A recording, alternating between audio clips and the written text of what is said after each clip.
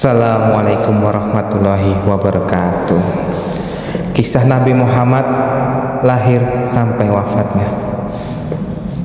Nabi Muhammad SAW adalah pembawa risalah Islam, hadir sebagai rahmat bagi seluruh alam. Kisah hidupnya yang penuh hikmah, perjuangan, dan keteladanan menjadi panduan bagi umat Islam untuk menjalin kehidupan di dunia dan mencapai kebahagiaan di akhirat. Kisah hidup Nabi Muhammad SAW dari kelahiran hingga wafatnya syarat dengan pelajaran berharga bagi umat manusia.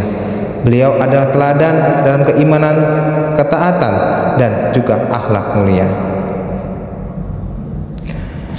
Lahir pada 12.000 awal tahun gajah, Nabi Muhammad SAW lahir pada hari Senin 12.000 awal tahun gajah.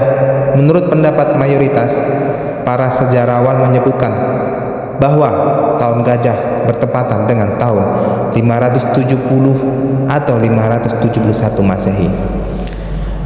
Nama tahun gajah berasal dari serbuan pasukan gajah yang dipimpin oleh Gubernur Jenderal Najasyi dari Habasyah di Yaman, bernama Abraha bin Sabah. Pasukan tersebut datang ke Mekah untuk menghancurkan Ka'bah sekitar 50 hari sebelum kelahiran Nabi SAW. Nabi Muhammad SAW lahir sebagai yatim karena ayahnya Abdullah bin Abdul Muttalib meninggal ketika beliau masih dalam kandungan ibunya, Aminah binti Wahab. 2. Dibersihkan hatinya oleh malaikat. Pada masa kecil, Nabi Muhammad SAW mengalami kejadian luar biasa saat tinggal bersama ibu susunya Halimah. Ketika Rasulullah SAW dan anak Halimah, Abdullah, sedang mengembala kambing, tiba-tiba dua malaikat mendekatinya, membawa Nabi Muhammad SAW agak jauh dari tempat mengembala, lalu membelah dadanya dan membersihkan hatinya.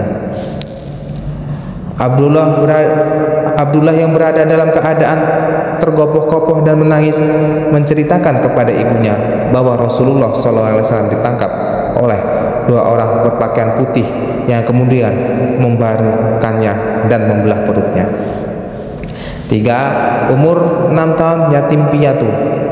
Saat Nabi Muhammad SAW berusia 6 tahun, ibunya wafat sehingga beliau menjadi yatim piatu.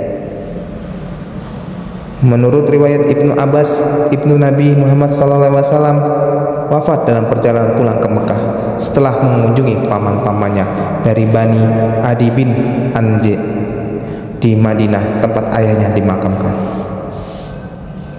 4. Diasuh kakeknya selama 2 tahun. Setelah menjadi yatim piatu, Nabi Muhammad SAW diasuh oleh kakeknya Abdul Muttalib selama sekitar 2 tahun. Kemudian Abdul Muttalib juga wafat. 5. Diasuh pamannya dan ikut berdagang. Nabi Muhammad SAW setelah diasuh oleh pamannya Abu Thalib bersama pamannya, beliau belajar ketekunan dan kerja keras, bahkan ikut berdagang keluar Mekah. 6. Menikah dengan Khadijah pada usia 25 tahun. Pada usia 25 tahun, Nabi Muhammad SAW menikah dengan saudagar Khadijah binti Walid bin Asad. Khadijah RA adalah wanita bijaksana, cerdas, dan dihormati menurut Ibnu Hisham. Mahar pernikahan mereka berupa 20 ekor unta betina muda. Khadijah RA adalah istri pertama Rasulullah SAW dan beliau tidak menikah lagi sampai Khadijah wafat. 7. Menerima wahyu pertama pada usia 40 tahun. Pada usia 40 tahun, Nabi Muhammad SAW melakukan uzlah di Gua Hira.